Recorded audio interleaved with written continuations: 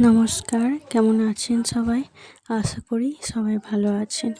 আমিও ভালো আছি শরীরের দিক থেকে, কিন্তু মনের দিক থেকে ভালো নেই। আমার মায়ের জ্বর হয়েছে, বুকে সর্দি বসে গেছে। এখন ডাক্তারের কাছে নিয়ে যাচ্ছি টোটো করে। খুবই শরীর খারাপ, কথাও বলতে পারছে না, বিছানা থেকে উঠতেও পারছে না, তাই জোর করেই নিয়ে যাচ্ছি। যাবে না বলছিল। টোটোতে আলো নেই বলে একটু অন্ধকার লাগছে। তো আমরা এসে গেছি ডাক্তারের কাছে। মায়ের মুখ দেখে বুঝতেই পারছেন মায়ের কতটা শরীর খারাপ। ডাক্তার এখনো আসেনি, আমরা বসে আছি। তো ডাক্তার দেখানো হয়ে গেছে, এবার আমরা টোটো করে বাড়ি ফিরছি।